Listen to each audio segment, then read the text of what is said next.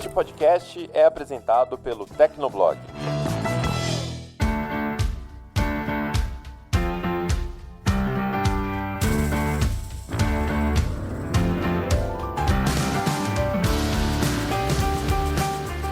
Olá, ouvinte! Seja bem-vindo, está começando mais um episódio do Tecnocast. Eu sou o Thiago Mobilon. Eu sou o Paulo Riga. E eu sou o Emerson Alecrim. No episódio de hoje, a gente recebe um convidado aqui que acho que ninguém conhece na audiência do Tecnoblog, né? É o Tassos Veloso, editor do Tech Tudo. Bem-vindo, Tass. Eu voltei agora pra ficar. Obrigado por me receberem. É isso aí. Mas eu ia comentar justamente que ainda bem que o Tassos é jornalista, né? Não cantor. Ah, você vai cagar no mato. No episódio de hoje, a gente vai conversar sobre um rumor que aqueceu as discussões lá na comunidade do Tecnoblog. Parece que a Apple e a Samsung estariam cogitando remover os carregadores da caixa e também, no caso da Apple, remover o fone de ouvido. No segundo bloco, a gente imagina como seriam os novos MacBooks com os processadores Apple Silicon e também falamos sobre a treta que rolou essa semana entre fintechs e a Caixa Econômica Federal. Aguenta aí que a gente começa depois da caixa postal.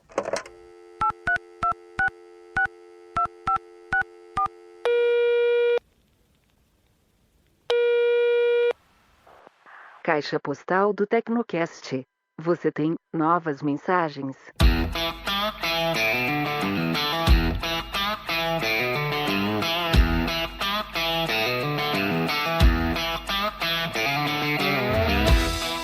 O mundo inteiro está num momento diferente e todos precisam repensar as suas vidas em sociedade. O recado deste Tecnocast é da Unicinos, de onde estão saindo diversos projetos de pesquisa para essa nossa nova realidade, né, Riga? E os projetos que a Unicinos compartilhou com a gente foram feitos por 5 estudantes do curso de fisioterapia. Elas usaram canos de PVC para facilitar o dia a dia de quem mais precisa. A Mayara, a Natália, a Bruna e também a Martina foram pelo caminho da tecnologia assistiva. Elas criaram andadores infantis e o mais legal é que elas fizeram um tutorial ensinando outras pessoas a montarem os seus próprios andadores em casa. Olha aí. Esse projeto, ele pode auxiliar no desenvolvimento motor de crianças com atraso na aquisição da caminhada, mas o mais importante nesse tempo de isolamento social é que as famílias podem se beneficiar da ideia e estimular as crianças com a ajuda de um acompanhamento remoto, sem sair de casa. E tem também o projeto da Ingrid, na disciplina de biomecânica de órteses e próteses. Ela construiu um dispenser para álcool em gel que você pode acionar com os seus pés. E o dispenser, ele pode ser transportado para qualquer lugar, inclusive em ambientes externos, e evita a contaminação pelo manuseio, já que as pessoas não precisam tocar em nada. E os 2 projetos ficarão à disposição dos estudantes da Unicinos para que sejam usados nas atividades de ensino e serviço. Então, se você também gosta de desafios e de pensar em meios para melhorar a nossa vida em sociedade, saiba que a Unicinos está com um processo seletivo em aberto para cursos de graduação. Para saber mais, acesse unicinos.br/graduação ou vai lá no post desse Tecnocast.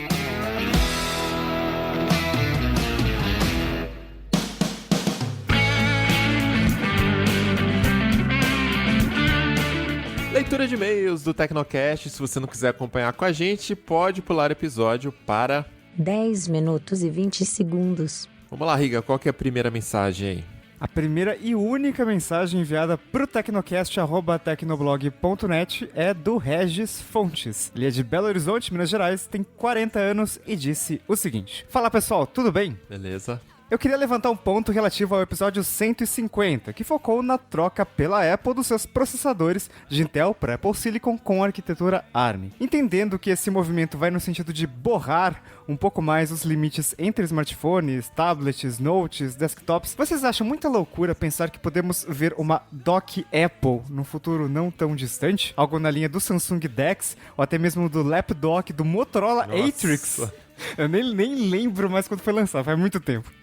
Foi 11, 10 ou 11, faz muito tempo. É, por aí. Pra mim, faz sentido pelo fato de pensar que os aplicativos estarão cada vez mais preparados para funcionar nos 2 ambientes, mobile e desktop. Algo que, pelo que entendo, sempre foi o calcanhar de Aquiles desses docks. Por outro lado, pode não fazer tanto sentido, uma vez que isso poderia canibalizar os dispositivos mais caros, como MacBooks e iMacs. Enfim, eu gostaria que meu smartphone fosse também meu Note e meu desktop, mas não sei dizer se isso estaria no horizonte da Apple. O que vocês acham? Forte abraço. isso? Cara, eu acho que do ponto de vista de produto, eu não vou nem analisar aqui capacidade de processamento e tal, porque a gente sabe que dá, né? Mas do ponto de vista de produto e vindo da Apple, que preza por um produto simples, fácil de entender, e, né? E um produto fechado, que você não fica imaginando partes pra conseguir fazer ele funcionar, eu não acho que faz sentido. Não por enquanto. Na verdade, eu acho que a Apple vai totalmente no sentido contrário a esse, né? Pelo menos, talvez a Samsung já teve essa experiência, né? Hoje a gente tem o modo DeX nos tablets e funciona legal. Você não precisa nem mais do cabo HDMI, né? Ele já funciona, só conectar um teclado Bluetooth e tal. Mas no caso da Apple, o que a gente vê é que a Apple faz um esforço até pra separar o macOS do iOS. Quando você vê, por exemplo, o que é o macOS Big Sur, o visual dele, parece que ele foi feito pra ser o oposto do que é o iOS, né? Com um ícone cheio de 3D, sombra, tá? Coisa que você não vê no iOS, né? Coisa que é o contrário do iOS, que é uma coisa mais flat, com degradês muito mais simples, né? Então, parece que a Apple, ela tenta deixar muito claro o que é cada produto. Então, eu já participei de algumas sessões privadas com executivos da Apple.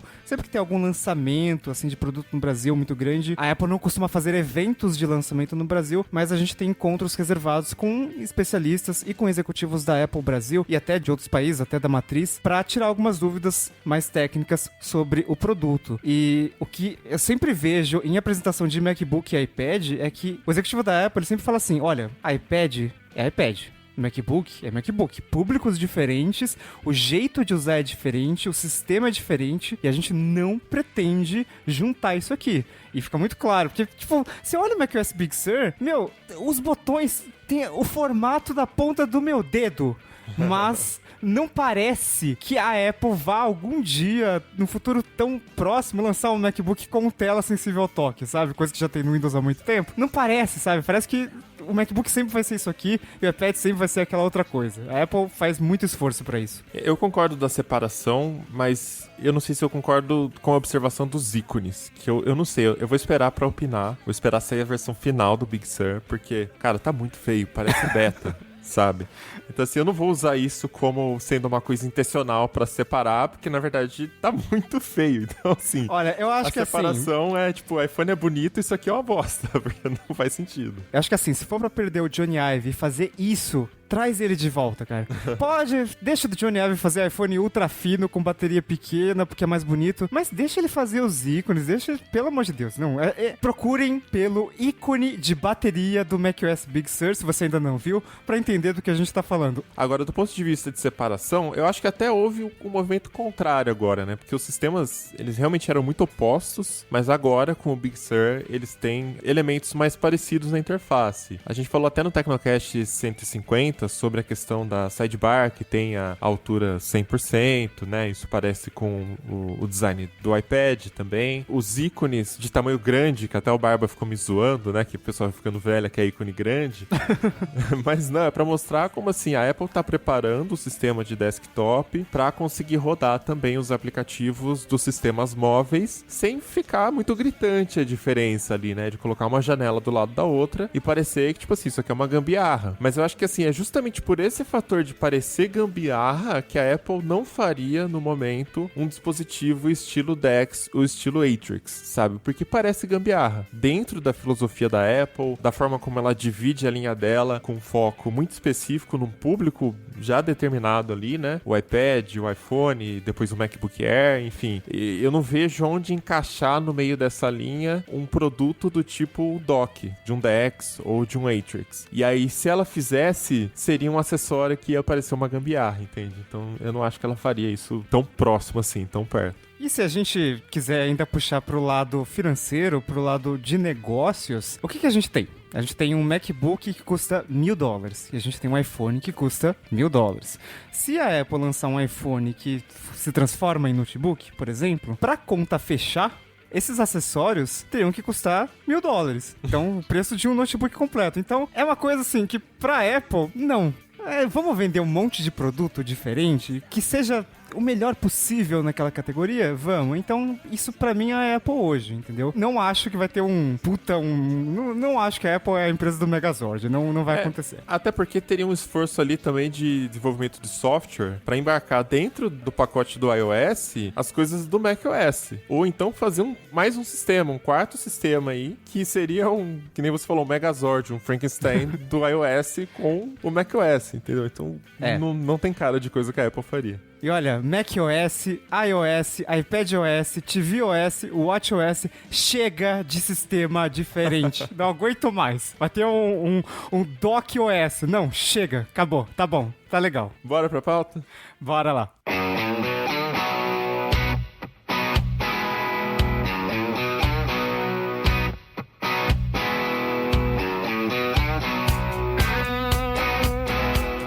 Bom, então parece que a Apple está cogitando não colocar mais carregadores nas caixas dos iPhones. Isso deu o que falar essa semana lá na comunidade do Tecnoblog, né, Riga? Deu o que falar, todo mundo com os ânimos aí em alta, né? Porque, mas tem que colocar carregador. Não, mas eu nunca usei o meu carregador e não sei o que lá. Essa informação, ela veio do Ming-Chi Kuo, que é um analista bastante conhecido sobre Apple. Acho que talvez ele é o mais conhecido e ele é bem preciso, geralmente, nas informações que ele antecipa pra imprensa, né? Então, se veio dele, provavelmente é verdade, provavelmente vai acontecer. Ele tem boas fontes na cadeia de fornecedores da Apple. Ele diz que o iPhone 12, não se sabe se esse realmente é o nome, mas o iPhone que vai ser lançado esse ano, ele não vai ter carregador e, um mês antes, em maio, ele falou que também não vai vir com fone de ouvido na caixa. Então, você vai comprar um celular, um iPhone 12 e vai ter o iPhone 12, mas o resto, meu filho, aí você se vira, porque não tem.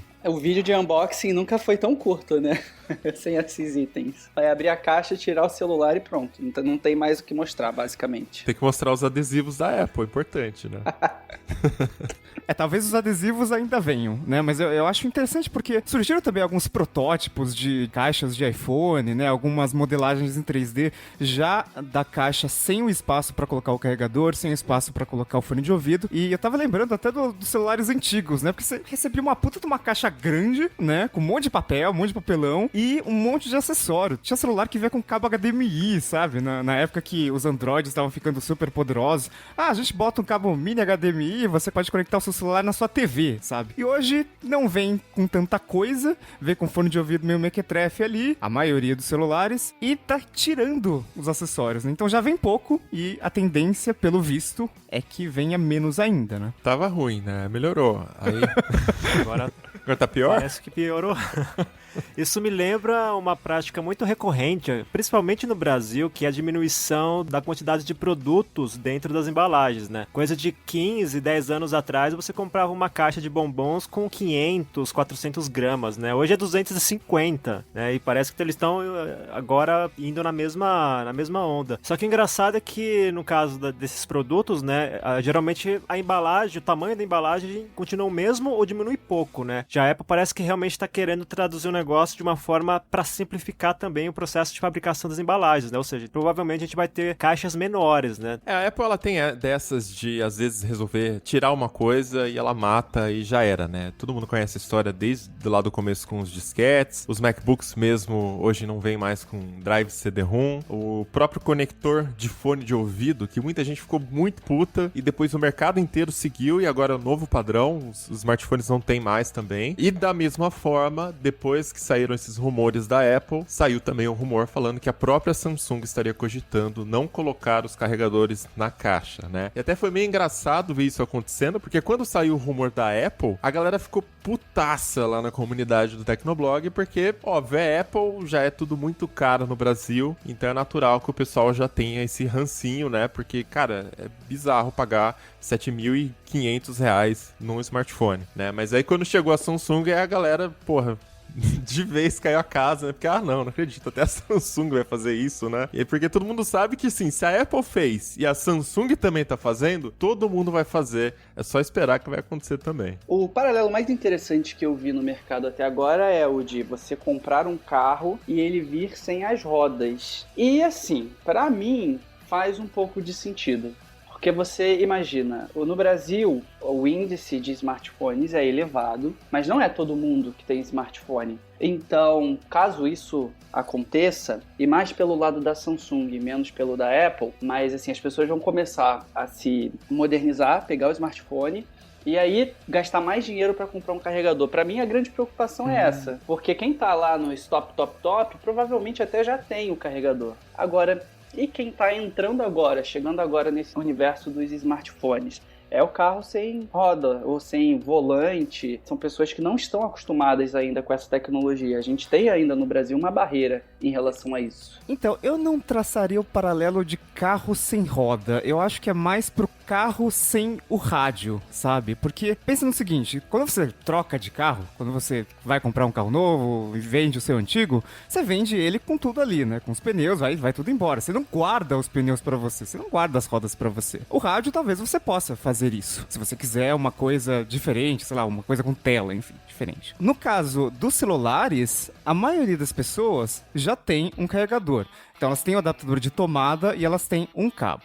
Beleza. Quando você compra um novo celular, provavelmente o seu cabo ainda funciona bem. Provavelmente o seu adaptador ainda funciona bem. Então você pode usar aquilo ali ainda. Então você não tem a necessidade de comprar um outro. E outra, esse tipo de acessório você encontra muito facilmente em qualquer lugar. É tipo, você vai na padaria e lá no caixa onde vende balinha, vende um cabo USB. Então não é uma coisa super inacessível, super difícil de comprar. E a gente tá falando de celulares bem caros. Então um iPhone 12, principalmente com esse dólar absurdo, vai chegar aqui muito caro, alguns milhares de reais. Eu acho que assim, nos celulares de entrada, eu acho que você tem que mandar todos os acessórios pra pessoa pelo menos começar a usar o aparelho. Agora no mais caro, é tipo o conector de fone de ouvido, sabe? Não tem ali mais, você é quase obrigado a usar um fone Bluetooth, mas é ok, o celular já é super caro. Talvez você já tenha um fone Bluetooth, entendeu? Ou já tenha dinheiro pra comprar um fone Bluetooth, né? Exatamente. Esse é o ponto. Mas eu não acho que essas analogias com carro fazem sentido, acho que nenhuma que vocês apresentaram. Porque assim, primeiro que a do carro sem rodas o Riga já falou, e a do sem rádio também não faz sentido porque você não precisa do rádio pra ligar o carro, né? Enfim, seria algo relacionado ao combustível, mas eu vou pular fora das analogias, porque também não vou conseguir pensar em nenhuma aqui. Talvez seja aquela da impressora, não sei, né? Da impressora que não vem com cabo, você precisa do cabo pra fazer a impressora funcionar, ou dos controles que não vem com pilha e você tem que comprar pilha pra usar o controle, sabe? Então, eu acho que tem esses paralelos no mercado já de eletrônicos, mas a gente não estava acostumado com a ideia de um aparelho vir sem o carregador, porque a gente precisa dele na hora ali para ligar. E, de novo, como o Riga colocou, né, a expectativa, os rumores falam nos aparelhos top de linha. A gente não sabe se isso vai acontecer com os outros modelos. Eu imagino que não também. No caso da Apple, certamente são os aparelhos mais caros do mercado, bem próximo disso. Mas a Samsung, isso traça um precedente delicado, porque ela, digamos, a Samsung começa com a linha S ou com a linha Note. Daqui a pouco tá no Galaxy A, celular de 999 ou 1.299 atualmente, e também sem esse tipo de... A gente chama de acessório, parece até que é secundário, mas na realidade é um item fundamental. Sem ele você vai usar o smartphone por 24 horas, talvez 48 horas e depois ficar desassistido. Sem falar naquela história toda de compatibilidade, porque às vezes o cara tem um carregador com uma determinada potência, um determinado output, que sei lá, às vezes é micro USB e ele comprou um celular que já é USB-C, começa a criar toda uma complexidade que quem vive no universo da Apple sabe como é que é em relação aos dongles. Algumas coisas pra gente considerar antes de formar opinião em relação a essa história aí. Eu acho que o maior problema, o problema fundamental mesmo,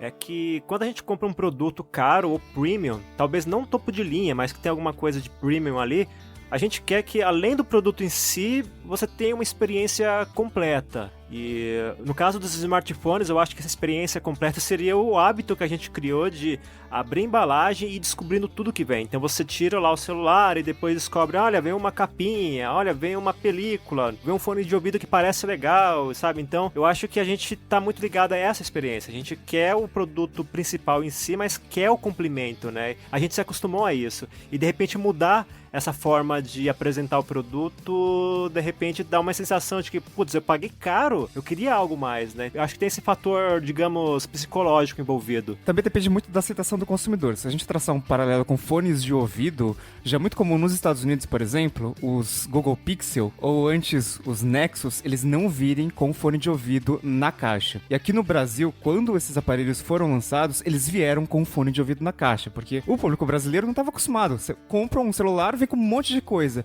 e agora não vem mais com fone de ouvido, não tem como, né? E no final das contas é um custo muito baixo, então resolveram mesmo colocar até para ter uma aceitação melhor. Eu queria separar esse episódio aqui em alguns pontos pra gente começar a debater cada um deles, que eu acho que vai ficar mais sucinto aqui, né? Então, o primeiro argumento que o pessoal usa pra remover os carregadores e os fones de ouvidos da caixa é que isso geraria uma economia de custos. Então, a Apple cortaria custos nesses dois acessórios pra depois gastar com outra coisa, que no caso parece ser o chip de 5G, né? E essa justificativa veio tanto nos rumores de Apple quanto nos rumores de Samsung. Aí eu separei aqui alguns acessórios da Apple pra gente tentar fazer uma continha aqui. O carregador de 5 watts custa $19 nos Estados Unidos e R$149 aqui no Brasil. Aí $1 é R$8 mais ou menos. O de 18 watts, que é o que tá vindo nos iPhones Pro, custa $29 lá fora e R$219 aqui no Brasil, o que é bizarro, né? R$220. Só que a Apple não paga esse valor para fazer esses produtos, né? Ela paga a fabricação, ela tem o custo ali de, sei lá, de componentes, talvez do desenvolvimento do produto, né, do carregador. Só que esse desenvolvimento também é uma coisa que não mudou nos últimos anos. O carregador tem algumas adaptações ali, mas basicamente é a mesma tecnologia.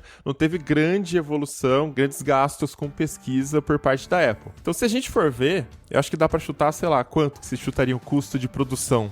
$5 no máximo. Olha, eu tenho uma lista de materiais, no caso do iPhone 10, então não é o mais recente, da época que a Apple ainda mandava aquele carregador horrível de 5 watts. E a IHS disse o seguinte, que o conteúdo da caixa, ou seja, carregador, fone de ouvido, na época adaptador de fone de ouvido também, o cabo USB e a caixa em si, a embalagem, no total dava $12. Então, assim, é um custo bem baixo, né? É. Mas a gente sabe que no último trimestre do ano, que é o trimestre mais forte da Apple, né? Porque logo depois do lançamento do iPhone, a Apple vende mais de 70 milhões de unidades de iPhones. Então, você multiplica isso pelo custo, então dá um valor mais considerável, né? É, mas acho que o ponto é o seguinte, se você pega os Galaxies da Samsung, o Galaxy S20...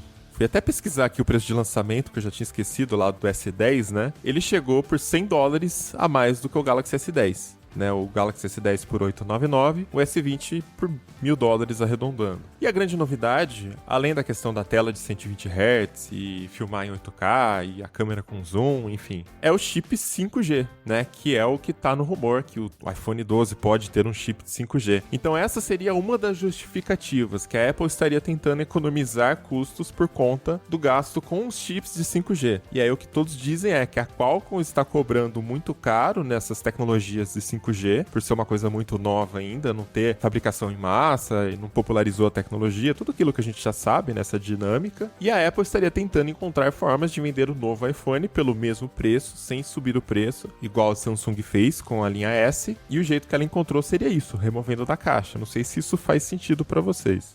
Teria que saber o quanto a Qualcomm cobra. Porque essa semana mesmo, se não me engano, eles anunciaram um novo chipset que também tem componente 5G mais barato, voltado para o mercado de celulares intermediários. Então existe sim uma corrida para baratear esses custos. O desenvolvimento lá, né, do 5G já começa a se diluir conforme chegam assinantes, conforme a infraestrutura está sendo instalada. Cara, assim... um chute educado, mas ainda um chute. Eu não sei se faz sentido o chip 5G custar tão caro. E se for tão caro assim, como é que outras marcas já estão colocando desde o ano passado e os preços já estão caindo e a Apple, de repente, precisa tirar coisas tão baratas para eles, né, no custo deles, para conseguir embutir esse chip. Fica sempre a dúvida, né? Pô, será que eles não conseguem espremer então um pouco a margem, que é gigantesca, para colocar esse benefício? E esse ano vai ser mais caro, no ano que vem já vai ficar mais barato. nessa conta que eu fiz, for ver, eles estão espremendo um pouco margem, né? Relativo ao que a Samsung fez, subir $100 no aparelho, a Apple economizar $12, como o Riga falou, arrancando componentes na caixa aí, ainda é uma diferença de $88. Mas a Samsung tem o Galaxy S20 sem 5G também. Tem, não, mas aqui eu tô fazendo como referência o aparelho com 5G, né? O S20 não de entrada, não é o modelo mais barato. Entendi. Então, acho que tem 2 pontos. O primeiro é que o histórico da Qualcomm não conta a favor dela, né? Inclusive, já teve uma briga entre Apple e Qualcomm por questões de licenciamento. Eu acho que não é nem a questão do custo para fabricar o módulo de 5G, mas o custo que a Qualcomm decide cobrar para licenciar a tecnologia, né? Nesse mercado, sempre que você coloca um chip 3G, um chip 4G da Qualcomm, a fabricante, ela paga uma taxa por dispositivo vendido para Qualcomm. Então, a gente não sabe exatamente quanto é esse valor, são contratos muito confidenciais, mas a gente sabe que pesa bastante no custo final. E o segundo é que o custo de uma fabricante, para ela colocar um acessório na caixa, é muito diferente de um custo para ela vender o acessório em si para o usuário final, né? Então fica meio estranho assim, na verdade. Porque quando você tem um adaptador que seja, ele custa R$10 para a empresa. Se ela colocar esse carregador dentro da caixa do celular, esse carregador vai custar X. Vai custar R$15. No final das contas, com os impostos e tudo. Se ela vender para o consumidor final, o imposto é diferente, porque o celular ele tem algumas vantagens, alguns benefícios fiscais. Não sei como é nos outros países, mas no Brasil funciona assim. Então, o custo para ela vender fica muito mais alto. Então, ela não conseguiria vender por R$15 o carregador, teria que vender por, no mínimo, sei lá, 30. É por isso que quando você quebra a tela do seu celular, aquele celular que você comprou por R$1.200, a tela custa 900, porque a tela não se beneficia da isenção fiscal que tem os smartphones. Então fica uma coisa muito mais cara também. Então... E é por isso também que a gente precisa urgente de uma reforma tributária no Brasil, né? Também. Paulo Guedes, que ouve aqui o podcast, olha só, uma demanda de todos. Se for depender do Guedes, tá ferrado. Então, quando eu trouxe esse assunto numa das colunas que eu fiz, uma das coisas que ouvintes falaram foi: tá, mas e como isso vai impactar a minha vida, então, na hora de comprar o iPhone? Vou comprar o iPhone 12, ele não tem esses itens. E o que eu tenho visto de pensadores do mercado tech falando de forma muito interessante é que então o preço desses itens deveria ser de alguma forma subtraído. Hoje eu vi uma imagem de como deveria ser, imaginando, né, a venda da Apple do iPhone 12. Aí teria lá no site uma parte em que você escolhe se você quer adicionar um carregador por um preço mais barato ou se você quer o equivalente ao preço de um carregador em aplicativo, sabe? Um gift card. E é isso que, no meu entendimento, vai ter um grande apelo para o brasileiro caso a gente siga por esse caminho, e tudo leva a crer que vamos por esse caminho. De que os celulares têm que diminuir de preço, porque muita gente vai ter que comprar o carregador, porque aqui a gente ainda tem o hábito de revender. Então, quando você revende, você coloca o carregador. Então, quando você comprar um novo, você vai ter que também comprar um carregador. Fora isso, fora esse contexto de que o iPhone tem que vir, sei lá, somando tudo, uns 400 ou 500 reais mais barato, fica impossível de defender, pelo menos é esse o feedback que eu tenho ouvido das pessoas. Sem essa redução de preço, a galera vai cair matando em cima da Apple, com ou sem 5G, sendo uma decisão assim para trazer uma nova tecnologia de conectividade, porque no fim das contas é o preço, né? De $999 aqui vira quase R$9,999. 18. Exato. Mas eu acho que se a gente for levar essa questão da conversão do dólar para reais, a gente não vai perceber queda de preço nenhum. Na verdade, talvez a gente perceba um aumento e esse aumento não seja tão expressivo assim, mas vai vir com aumento. Pela experiência que o mercado já passou pra gente, eu acho que o máximo que a gente pode ter é uma manutenção do preço, mas dizer que ele vai cair, até porque tem outros fatores envolvidos, né? Você pode, por exemplo, ter a questão da pandemia que influenciou na cadeia de produção e aí aumentou custos, por exemplo, de transporte, logística, etc. E de repente isso também vai cair sobre o preço final. Então, dizer que só por causa da remoção de um item a gente vai conseguir baixar o preço, eu acho que é uma possibilidade muito remota. Talvez a gente consiga, de fato, uma manutenção da faixa de preço, mas queda, se tiver queda de preço, eu acho que vai ser muito pouco expressiva. Então, mas a Apple tá com um histórico de tentar diminuir preço, né? O iPhone 11 foi a demonstração disso.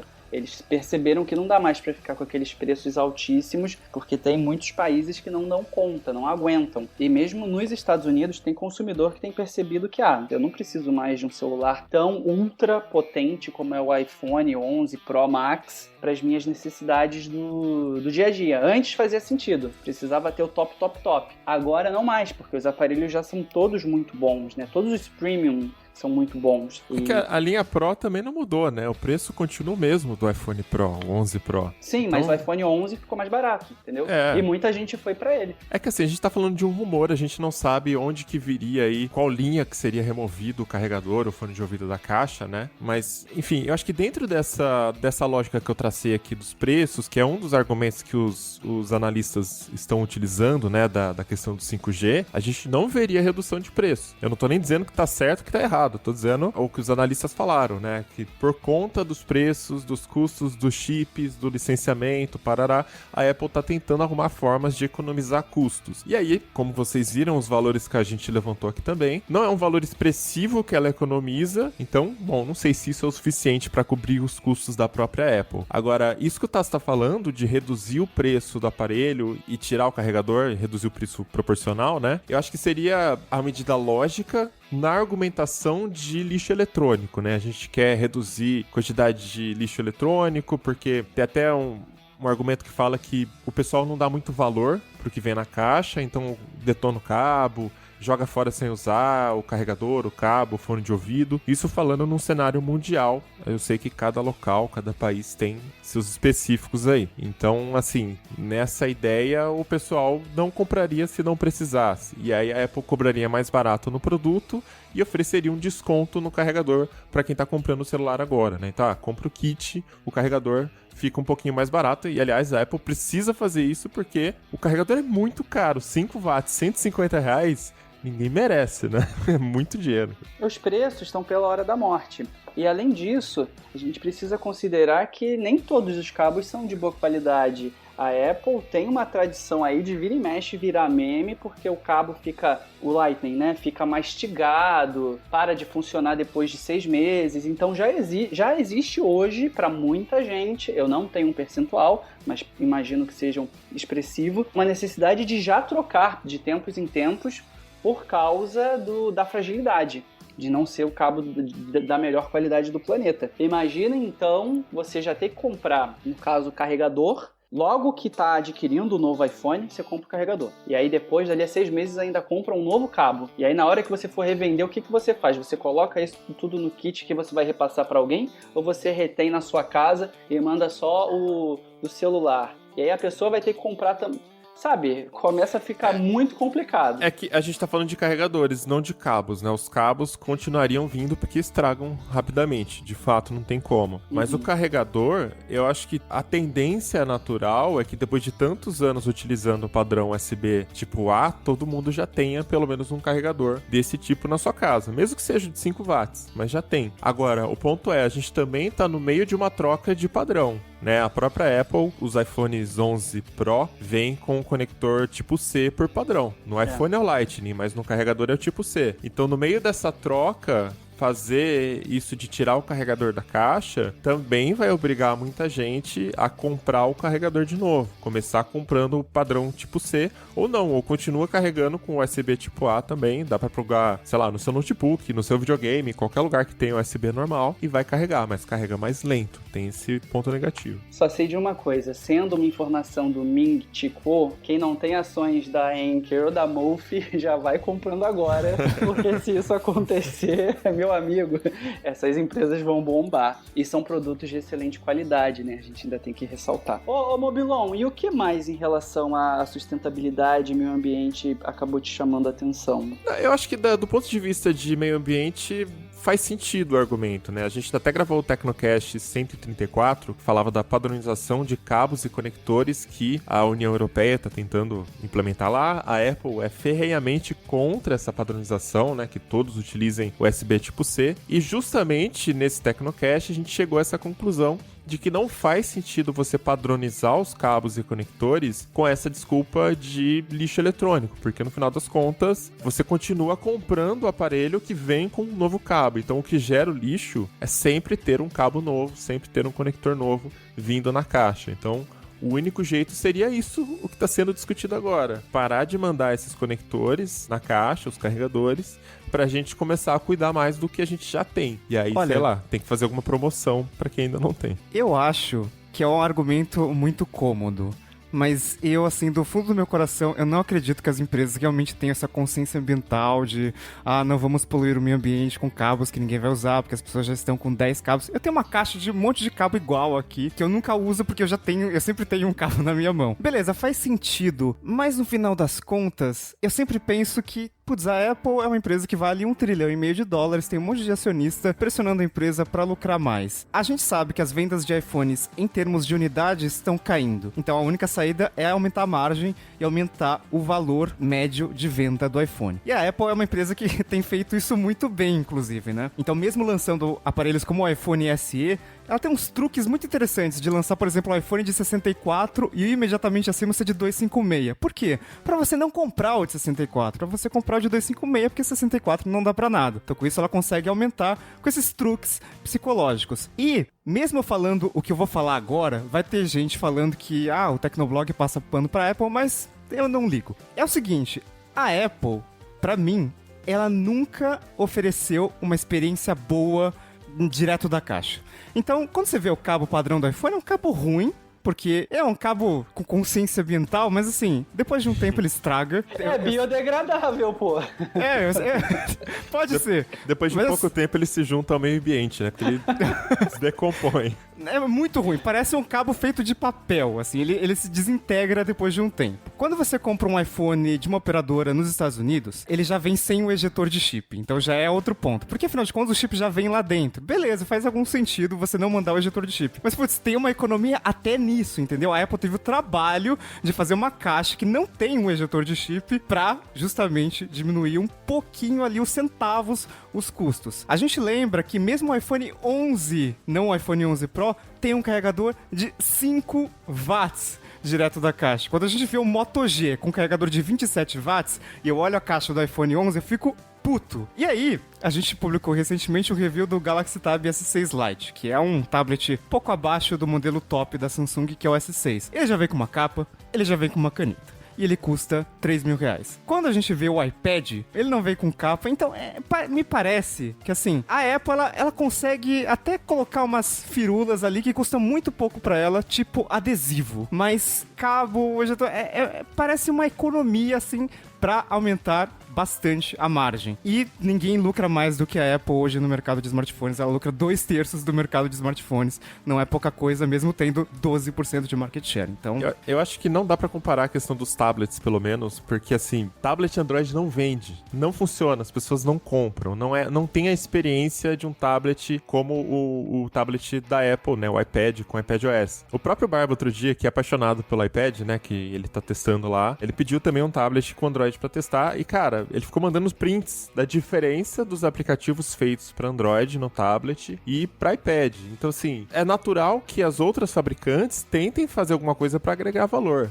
Elas sabem que o produto por si só tem muitos defeitos, entende? Por isso que eu acho que a comparação não é justa, assim, na questão do que vem na caixa, entende? Mas sabe, por isso que eu acho preocupante a notícia não, mas o rumor, essa informação de bastidor de que a Samsung pensa em fazer o mesmo. Porque, cara, agora é exatamente o momento em que lá os sul-coreanos podem se diferenciar e falar, não, a gente vai ter carregador. Compre um Galaxy S20 e use o carregador no seu iPhone se você quiser, porque a gente tem um carregador que presta, um carregador potente e coisa e tal. Mas a Apple vai justamente abrir o caminho para que todas façam isso. E é o que mais deveriam justamente aproveitar para se diferenciar. Mas é por isso que eu acho que tem um fundo de verdade na questão dos chips do 5G. serem mais caros, juntando isso com a questão do lixo eletrônico. E não é porque a Apple é bonzinha ou porque as fabricantes são boazinhas também, mas porque existe uma pressão da sociedade, né, para diminuir lixo eletrônico. A União Europeia também tá ali pegando no pé nessa questão dos conectores. Então, assim, eu acho que juntando os dois pontos, eu vejo sentido porque também tá vindo de outras fabricantes. Eu não queria ser fanboy da Apple, mas eu queria inverter o argumento. Talvez o 5G não tenha deslanchado nos Estados Unidos ainda porque os iPhones não têm 5G.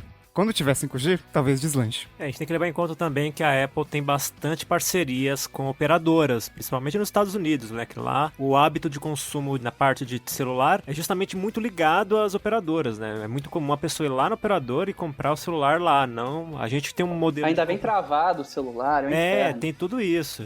Aqui no Brasil a gente tem um comportamento diferente, né? A gente vai numa loja ou compra por um comércio online e depois a gente coloca o nosso chip, mas em determinados mercados é diferente. E essa parceria, digamos assim, entre Apple e operadoras pode ter algum tipo de pressão, pode ter algum efeito sobre isso, de repente. Ainda em relação aos custos, eu só acho legal também colocar aí para todo mundo, que conforme você reduz a caixa, o volume da caixa, tirando esses itens, você ocupa menos espaço no navio ou menos espaço no avião, que custa mais caro, mas acontece. Com isso, a Apple consegue colocar mais iPhone no mesmo lote, no mesmo container, e vai se aproveitando da cadeia de distribuição, também reduzindo o custo. E quando você coloca mais caixas no mesmo compartimento, ou ainda reduz o contrato, você também está emitindo menos gás carbônico, a queima de combustível fóssil, etc, etc, etc. Então, a favor do meio ambiente, tem este argumento que, no caso,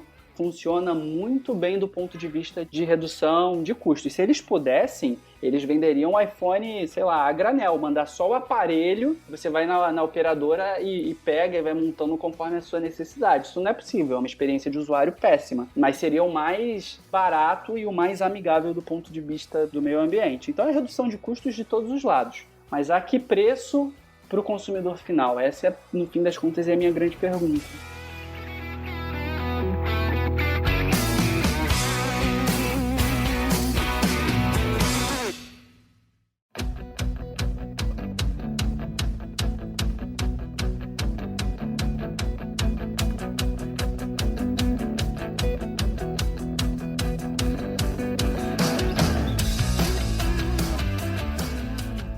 Outro rumor que agitou a semana aqui foi a história de que a Apple poderia unificar duas linhas de MacBooks. Então não existiriam mais os MacBooks Pro e os MacBooks Air. É isso, Riga? É porque pensa no seguinte, hoje a gente tá com a arquitetura Intel. Então a gente tem os processadores Y da Intel, geralmente eles vão pro Air, porque são processadores de 15 watts, são processadores que economizam bastante energia e nem precisa de ventoinha. Inclusive o Mobilon deve estar com o MacBook Air, quando ele não tá com 5.000 abas abertas no Chrome, provavelmente ele dá uma olhada no iStat Menus e tem lá a velocidade que a ventoinha tá girando. E muitas vezes vai estar 0 RPM.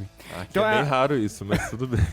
É bem raro. Comigo era mais frequente, mas acontecia com mais frequência. E a gente pensa, putz, mas não tá girando, sabe? É só resfriamento passivo, sabe? Não tem uma ventoinha ali. No MacBook Pro de 16 polegadas, de onde eu tô gravando isso aqui, já é um processador H, que é um processador potente, que tem 6 núcleos, Core 9, etc. E aí, a ventoinha nunca fica a 0 RPM. Ela fica sempre a 1800 quando eu não tô fazendo absolutamente nada e tá 15 graus lá fora. E se você tiver um processador ARM nos moldes da Apple, pensa no seguinte, a gente já publicou um vídeo explicando, né, como seria as nossas expectativas de desempenho, e quando a gente pensa que o iPad Pro faz muitas tarefas melhores que Core i7 de notebook, e o iPad Pro é um troço fininho, de 5mm de espessura e nunca teve ventoinha por motivos óbvios, putz, por que você vai ter um MacBook Air ultra portátil e um MacBook Pro de entrada, por assim dizer, que tenha resfriamento super avançado e tudo mais? Talvez não tenha mais necessidade, né?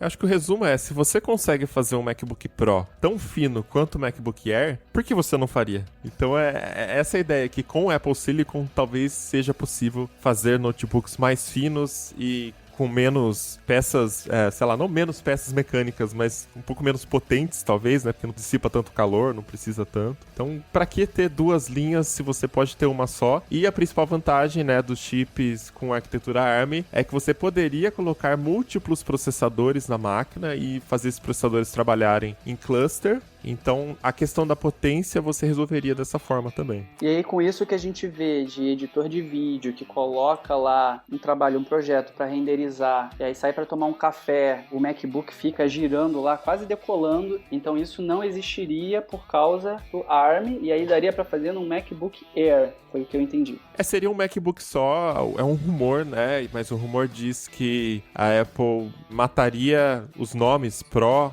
e Air e seria só MacBook, os novos MacBooks, como ela já fez uma vez e acabou matando também, né? Mas dessa vez seria para unificar as duas linhas. E aí, esse MacBook utilizaria o processador Apple Silicon, como a gente já sabe, né? E dá para fazer um MacBook potente e fino, então não precisa mais ter uma linha Pro. Todos os MacBooks seriam uma linha só. E aí, o que ela faria, sei lá, ter um MacBook de 16 polegadas com mais processadores e mais poder de processamento. E os MacBooks de entrada, que existe até um rumor dentro desse rumor aí, né, que seriam de 14 polegadas e não mais um de 13 polegadas, utilizando menos processador, mas seria ali mais ou menos como é um MacBook Air hoje, só que mais potente por ter um processador ARM.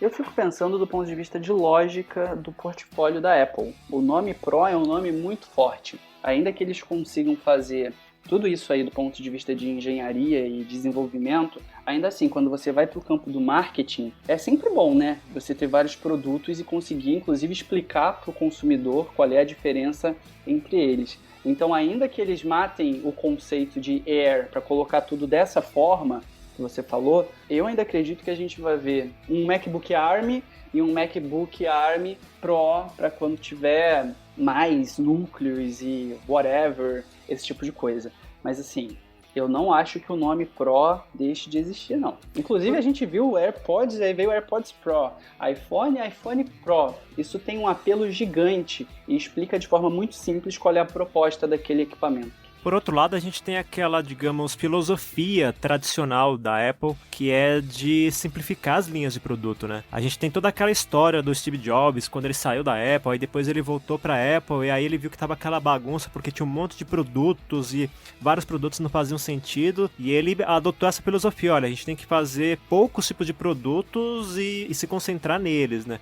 Então, se a gente levar em conta esse histórico de simplificar, eu acho que faz sentido, porque se você pega um usuário que não tem tanta intimidade com o universo da Apple assim, aí ele entra no site da Apple, ele pode ter um pouco de confusão ali na hora de pesquisar por algum computador, porque ele vai achar iMac, ele vai achar MacBook Pro, MacBook Air e tal. Se você consegue simplificar isso um pouquinho, de repente você consegue ter um impacto positivo nas vendas. Porque a questão dos processadores ARM no ecossistema da Apple, agora na linha Mac, eu acho que se resume ao fato de que deixa a Apple com mais controle sobre a linha de produção dela, porque a gente tem que pensar o seguinte, a Intel não fabricava processadores desenvolvidos exclusivamente para os Macs. Ela simplesmente fazia lá os processadores dela, e a Apple, a exemplo de outros fabricantes, chegava lá e pegava esse processador e adaptava aos produtos dela. Essa lógica se inverte um pouco, porque com um chip próprio, específico para as linhas dela, ela consegue projetar o processador de acordo com o que ela planeja para cada modelo de Mac. Então, se você tem essa amplitude de controle, você consegue, inclusive, direcionar quais tipos de produtos você vai ter. Ou seja,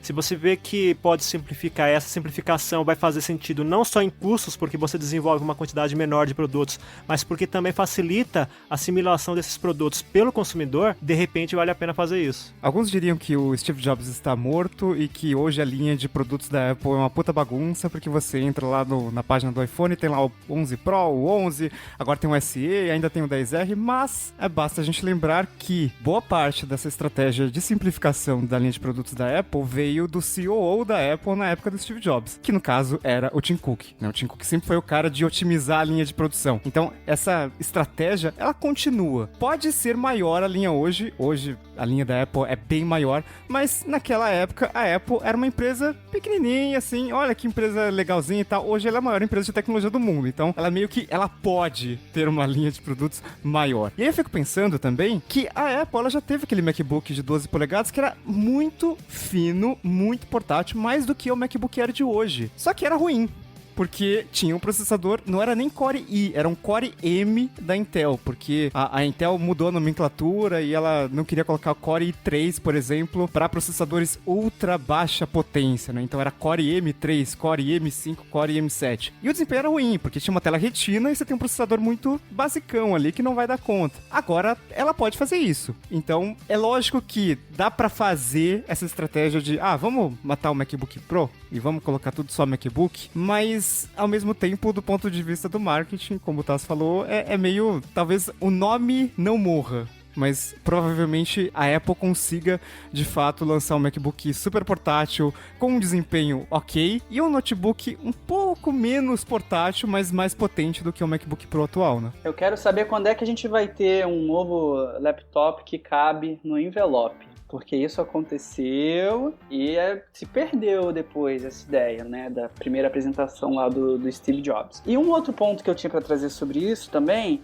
é o que falam sobre espaço na vitrine, né, espaço ocupado na vitrine. Conforme você tem muitos aparelhos, ou uma variedade, um mínimo de variedade de aparelhos, você consegue expor isso para o consumidor e ok, ainda que ele fique em dúvida, ele vai ficar em dúvida sobre o X, o Y e o Z da sua marca, e não tanto comparando com outros fabricantes. Então também tem mais esse elemento de marketing que certamente o Tim Cook considera nessas horas. O que não pode acontecer é virar o que virou a linha do iPad. Gente, eu acho o iPad tão confuso, porque tem de absolutamente tudo.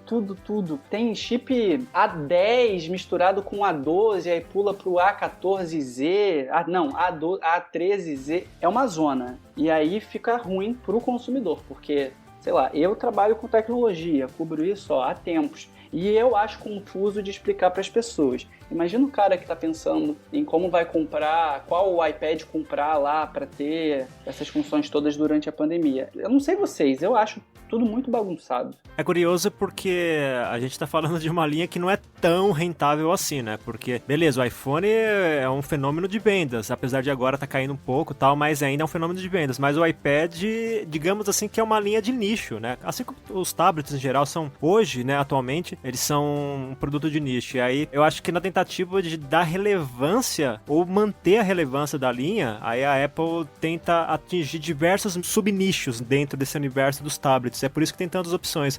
Mas realmente fica confuso. Tão confuso que eu admito que eu também já teve momentos que eu entrei no site da Apple pra ver, opa, peraí, esse iPad é assim ou assado, sabe? Porque você fica meio perdido com tantas opções de configurações e tantos usuários como foco, né? Você vai ter gente que quer algo mais pra entretenimento, gente que quer trabalhar com design, enfim. Então fica um pouco perdido mesmo. Quem sabe nessa coisa da Apple tentar reorganizar a linha Mac e ela também faça alguma coisa com o iPad, mas aí já tô, né, especulando. O rumor diz que ela reorganizaria também a linha dos iMacs. Então não teria mais por que existir o iMac Pro e, enfim, o que eles dizem é que a organização da linha seria pelo tamanho da tela, no caso do MacBook, né? Então não precisa ter um MacBook Pro, mas é intuitivo que um MacBook de 16 polegadas vai ter maior poder de processamento, enfim, memória RAM, disco, enfim, como já é hoje também, né? Então, enfim, não sei o que vai acontecer, como estamos falando, são rumores, mas é interessante fazer esse exercício, né? Porque, pelo menos com os processadores da Intel, não era possível fazer essa questão de colocar vários processadores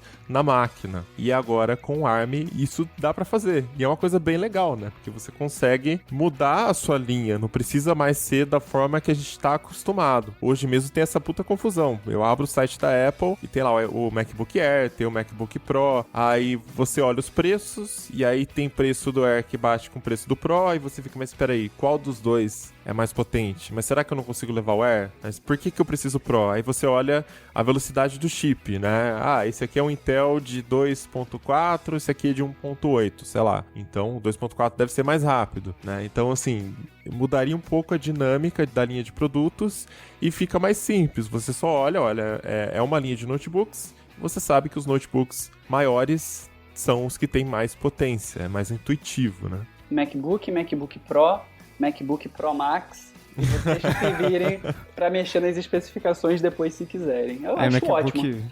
MacBook SE, que só vem de 3 em 3 anos, uma Sem coisa... tela retina, o SE. Ia ser um negócio muito louco. Eu acho interessante essa questão da flexibilidade da arquitetura ARM. É uma coisa que, inclusive, a gente nem falou no episódio dedicado a isso, mas desde junho de 2020, o supercomputador mais poderoso do mundo é ARM. É um supercomputador da Fujitsu. Eles fizeram um processador absurdo ali com 64 núcleos e botaram 150 mil processadores em cluster e virou o supercomputador mais poderoso do mundo, passando qualquer PowerPC, passando qualquer Intel, enfim. Inclusive, PowerPC estava na liderança. Engraçado, né? A gente falando de uma arquitetura que morreu na Apple pra transicionar pra Intel. Mas PowerPC ainda estava vivo. Enfim. E a flexibilidade da arquitetura ARM permite justamente que você coloque vários processadores no mesmo aparelho. Então, putz, o A12Z Bionic, ele não vai dar conta de um iMac Pro 5K Retina, blá blá blá. Ok, mas e se a Apple colocar 10 processadores iguais? Então ele vai dar conta. E a Apple tem essa flexibilidade porque ela está projetando os chips, ela está projetando, lógico, com base na arquitetura ARM, mas ela pode fazer muita coisa que ela não tinha liberdade antes, né? Então, é claro que você já podia colocar múltiplos processadores computadores, mas isso estava muito restrito a servidores, né? Então, você pode ter 2 processadores Intel Xeon, mas no notebook, não. No iMac, talvez não. Agora você pode, né? Agora a Apple conseguiria. Vou aguardar o dia onde vai ser possível plugar o seu iPhone no seu MacBook pelo cabo USB, tipo C, e colocar os dois em cluster pra renderizar um vídeo quando você precisar acelerar. Olha Finalmente. só, celular modular, versão século 21 agora. Aí Vai sim ser eu me isso. sentiria no futuro, hein? Finalmente vamos poder fazer download de um processador novo. Nossa, eu tava esperando tanto por isso. Eu tô esperando os malware que vão começar a fazer o mining de Bitcoin, mas com o seu celular ligado no computador. Não duvido que isso aconteça também. Essa parte do supercomputador é interessante porque, por muito tempo, quando alguém tenta explicar a diferença entre um processador ARM e um x86, né, que é o padrão da Intel, geralmente o pessoal fala o seguinte, olha, o ARM, ele tem instruções mais simples e, por conta disso, ele aquece menos, porque ele tem uma demanda, uma complexidade menor. Enquanto o x86, ele é um pouco mais avançado em termos de desempenho, mas ele gera a questão do calor, por isso que você tem que ter uma ventoinha, você tem que ter cooler, etc. no seu computador. Óbvio que isso é uma explicação muito simplificada, né? Se a gente pegar o exemplo do supercomputador, entra nessa questão que o Riga falou da flexibilidade. Então você consegue colocar configurações muito distintas, você consegue montar um projeto próprio a partir disso, evidentemente que pagando o licenciamento para ARM e tudo mais, mas você consegue montar uma coisa muito personalizada, digamos assim, muito customizada. Se bem que essa palavra customizada não é muito legal, mas enfim, deu para entender a ideia. Então, quando você consegue pegar essa flexibilidade para escalar o desempenho, aí você consegue realmente ir para coisas como supercomputador, ou então você criar uma workstation que vai ser focada, por exemplo, em renderização de vídeo, você consegue lidar com tarefas de inteligência artificial, que é uma coisa que está crescendo muito hoje em dia. Você pega empresas como a própria Intel, que está trabalhando nisso, Nvidia, enfim, várias empresas estão correndo atrás disso, e a arquitetura ARM aparece como uma opção justamente pela questão da flexibilidade. Então, aquele argumento de que o ARM é mais econômico porque aquece menos, mas também tem um desempenho sofrível, digamos assim, isso já caiu por terra. Fazia um pouco sentido essa argumentação, porque por muito tempo os chips ARMs apareciam em produtos mais simples, por exemplo, como um processador do painel do seu carro, por exemplo, ou de uma TV, mas hoje já é... Não precisa não, isso é muito avançado. Tem mouse com processador ARM. Exato, né? Mas é isso porque a gente tá pegando uma variação da arquitetura, né? Você tem... é uma coisa muito ampla, então você consegue realmente flexibilizar o desenvolvimento tanto para trabalhar numa coisa bem compacta, que é o caso do iPhone, ou algo menor, de repente um Apple Watch, por exemplo, tanto quanto um supercomputador. E por isso que faz bastante sentido a Apple seguir por esse caminho, porque é aquilo que eu falei, se ela tem flexibilidade, ela tem mais controle sobre a linha de produção. Se ela tem mais controle sobre os processos de produção, ela tem uma visão maior do que está acontecendo ao redor dela, e aí ela pode decidir o que ela vai fazer, se ela vai aumentar a linha de produto, diminuir, etc. Então, eu acho que a gente está começando a assistir um certo começo de crise para a Intel, digamos assim. Ô Alecrim, e me chama a atenção esse monte de possibilidades que você colocou, porque na parte de inteligência artificial, já que dá para atochar chip de todo tipo, sendo eles os responsáveis lá pelo projeto e tal, fico pensando, então daria para ter um chip com inteligência artificial no próprio chip, não exatamente a nível de software, mas que sirva especificamente para quem trabalha com música. E aí vai ter um desempenho, sei lá, 30% maior na hora de gravar o seu áudio. E aí a Apple vai lá e faz um MacBook que traz esse módulo. E aí tem um para renderização, tudo trabalhando com inteligência artificial, mas de renderização para produção de vídeo. Isso seria algo muito diferente do que a gente tem hoje. Temos computadores de propósito mais geral, e se eles fizessem isso tal qual fazem a inteligência artificial nas fotos do iPhone, ou tal qual fazem o chip de segurança que tem no iPhone, que tem lá no Touch ID do Mac, etc., pô, isso pode ser uma vantagem competitiva absurda. É meio que você compra o seu computador e já diz, mas eu quero com esse chip aqui que tem essa função extra, foi produzido dessa forma, criado dessa forma, então vou ter um ganho maior na minha atividade profissional. E se não quiser, também faz os MacBooks simples, com ARM, sei lá, para concorrer com o Chromebook. Porque daí a gente tá falando de simplificar a linha, isso aí complicaria mais ainda, né? Não. Até porque a Apple já faz isso. É claro que não fica muito no nosso radar, porque a gente fala de consumidor normal, né? Mas a Apple tem a placa Afterburner, por exemplo, que você consegue colocar no Mac Pro. E é uma placa super específica para você aumentar a velocidade da renderização de vídeo ProRes no Final Cut Pro 10, entendeu? Não é uma placa de vídeo, não é um processador super potente que você pode fazer outras coisas. É uma placa para fazer isso e ela custa R$20 mil. Então, assim, talvez a Apple até consiga vender módulos específicos para determinados públicos, se tiver um público para isso, né?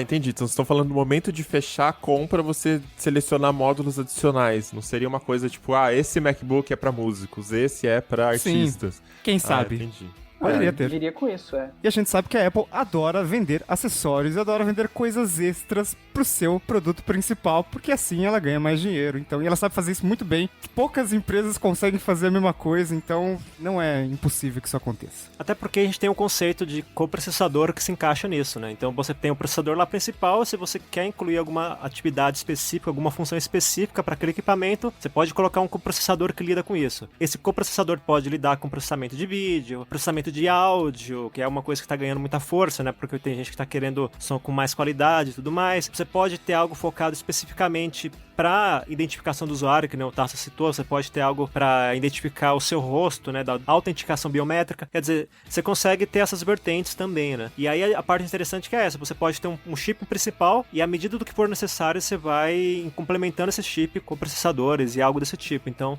é uma ideia que faz bastante sentido e que eu acho que vai ganhar força com o tempo, sim. Eu acho que de repente a gente vai ter, digamos, essa opção de incrementar talvez não um celular, um tablet, mas um computador, e de repente você pode incrementar com esse tipo de recurso. Mas isso, né, novamente especulando.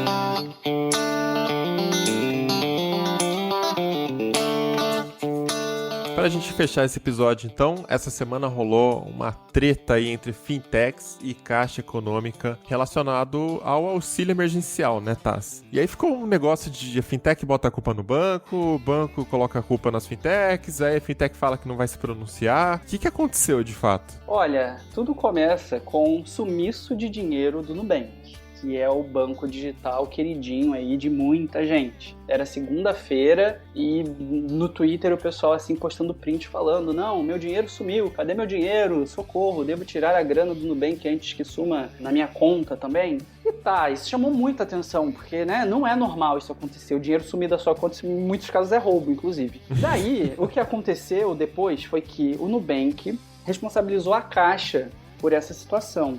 O Nubank disse que a Caixa tinha feito uma lista de um monte de estorno que precisava ser devolvido e o Nubank começou a devolver para a Caixa. Mas, durante esse procedimento, o Nubank percebeu inconsistências no que seria a lista da Caixa.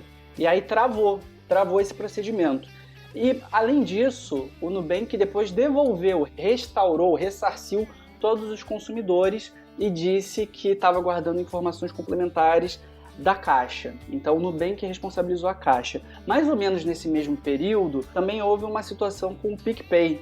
As pessoas tentavam pagar um boleto pelo auxílio emergencial para colocar isso como crédito na conta do PicPay, mas estava dando problema. E estavam reclamando também nas redes sociais e o PicPay responsabilizou a Caixa. Então Então temos duas fintechs responsabilizando a Caixa por essas confusões todas aí. Daí aconteceu o seguinte, a Caixa mandou uma nota dizendo que sobre os relatos de intercorrências nos pagamentos e transferências do Caixa Tem, não foram identificadas falhas nos sistemas internos do banco. Então a Caixa devolveu a responsabilidade para o PicPay e para o Nubank. Daí, nessa história toda, eu comecei a acompanhar com mais afinco a situação do Nubank. E eu apurei que houve um ofício.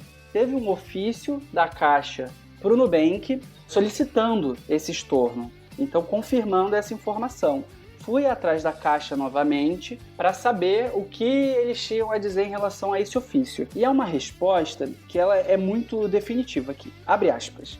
A Caixa esclarece que não realizou contato com o Nubank solicitando estorno de boletos. O banco reforça que cumpre rigorosamente as práticas de mercado relativas ao processo de compensação de liquidação e destaca ainda que nenhum cliente foi ou será lesado, fecha aspas. Então a Caixa voltou a colocar aí essa responsabilidade no colo do Nubank, e aí o Nubank disse que não ia mais comentar o assunto. Então, no fim das contas, a gente não sabe quem está falando a verdade. Do ponto de vista de apuração jornalística, esses são os elementos que nós temos. O Nubank devolveu a grana para todo mundo, a gente não tem relato de novos descontos e estornos sendo processados, mas ficou uma crise de credibilidade enorme. E o pior é que essa crise de credibilidade não tem pai. Ninguém sabe se é a Caixa ou se é o Nubank. E nisso as pessoas, por exemplo, estão me perguntando, e aí, eu cancelo a minha conta no Nubank? Eu paro de colocar dinheiro lá? De quem é a culpa? Meu dinheiro pode sumir de novo? E cara, é um negócio que, principalmente por causa da CBN, eu tô acompanhando muito o setor bancário. E é uma confusão, é uma zona, não tem transparência, você não consegue checar lá o ofício, o Banco Central. Desde a história lá do WhatsApp Pagamentos, a gente vê que o Banco Central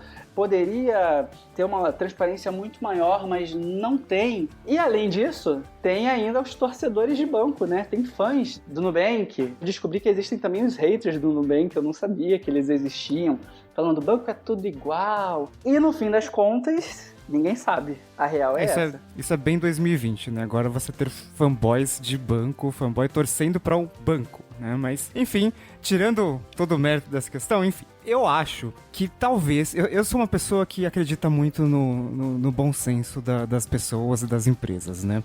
Ai. E talvez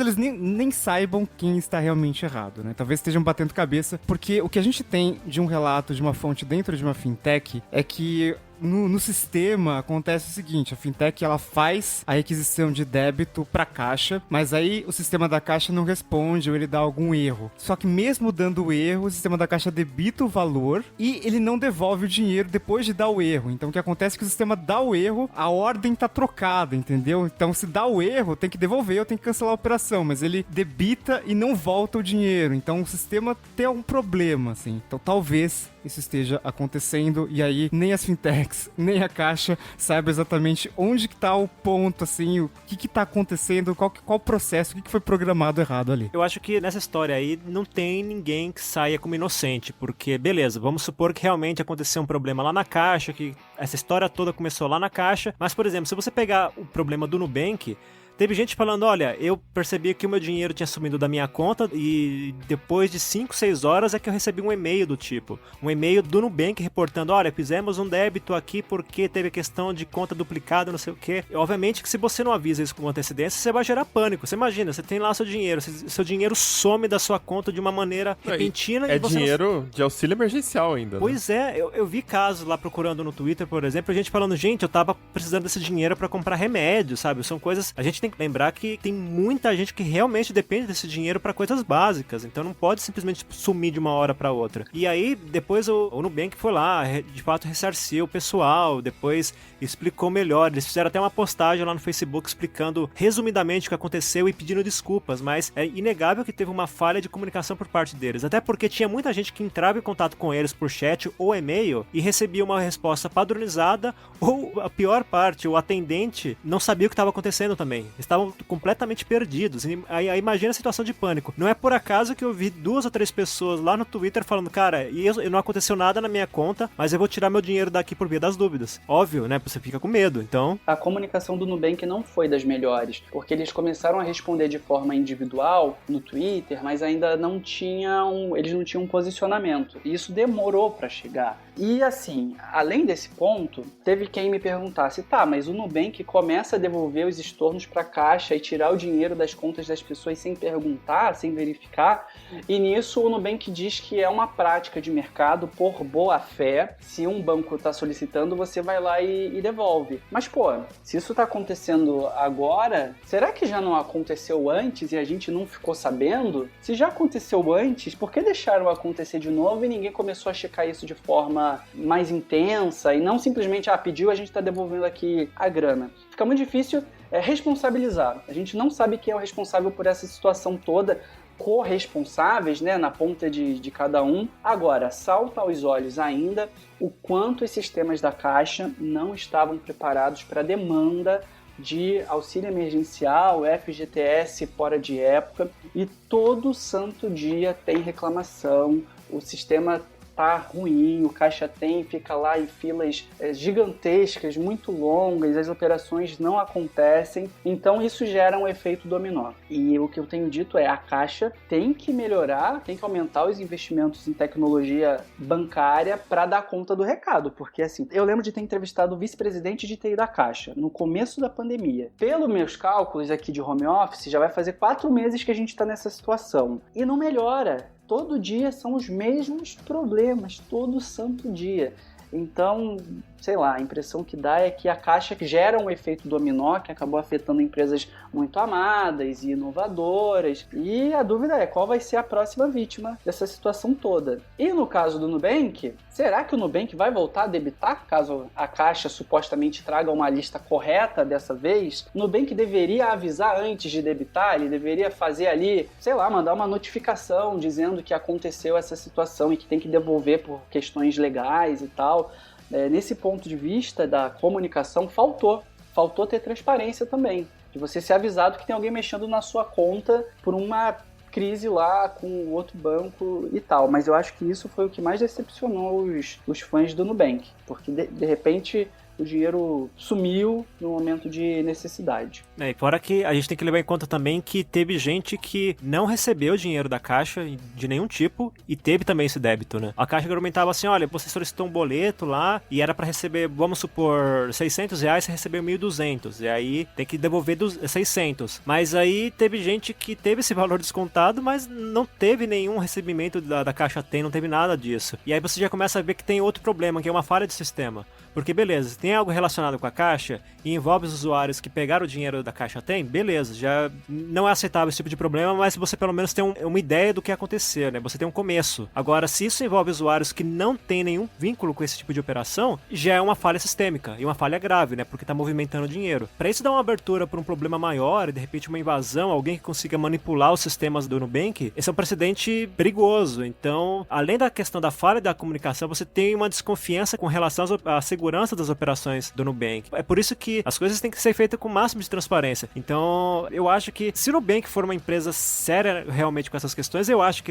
eles vão levar isso como uma lição aprendida, sabe? Eles vão desenvolver processos para que quando isso aconteça, melhore a comunicação, melhore os aspectos de segurança e eventualmente a fase de testes também, né? Porque quando você faz um procedimento como esse que envolve vários usuários, vários clientes, é prudente fazer um teste antes, né? Para não ter esse tipo de divergência, de pegar usuários que não tem nada a ver com a história. Eu conversei com uma fonte desse setor bancário e ela me disse que o não vamos comentar do Nubank provavelmente numa instituição séria significaria que eles estão fazendo agora uma auditoria interna para trazer todas as provas e argumentos e elementos para novamente poder responsabilizar a Caixa. E se não encontrarem isso, essa auditoria apontar que de fato foi um problema dentro do Nubank, aí você já não atualiza o seu statement. Você diz que não vai mais comentar, assume o prejuízo, né, já que o dinheiro foi devolvido para os clientes e fica por isso mesmo, o que é de novo o ponto da transparência do setor bancário. E uma outra pessoa me falou, só para fechar aqui, isso é interessante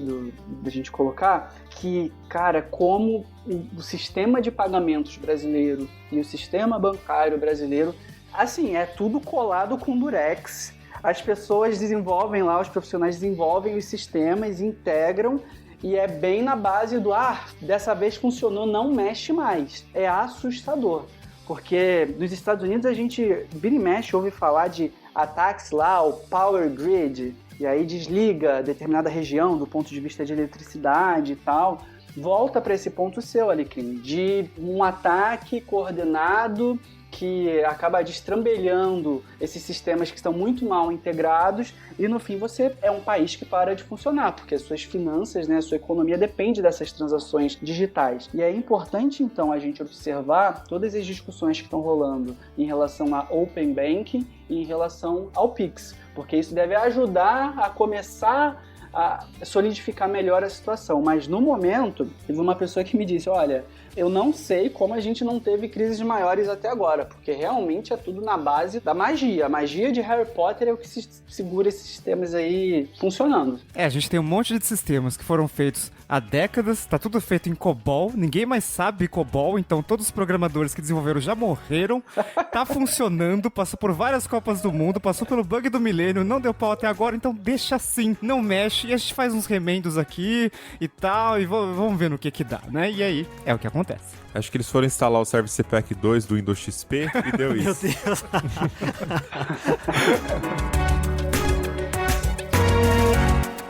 Então é isso, vamos chegando ao final de mais um episódio do Tecnocast. Conta pra gente as suas ideias, a sua raiva dos carregadores, né, que talvez não venham mais nas caixas dos aparelhos aí, dos smartphones. tecnocast@tecnoblog.net ou pelo Twitter, comenta lá com @tecnocast, #tecnocast, ou entra na comunidade pra gente debater lá. Todo mundo vê as postagens também. Se você quiser continuar o papo com a gente em todas as redes sociais, eu sou @mobilon, @Paulo Riga, @ealecrim, @Tassius, THASSIUS, e também estão todos convidados para acessar o tectudo.com.br. Maravilha, esse episódio fica por aqui, a gente volta com outro semana que vem. Até lá! tchau! falou! Valeu!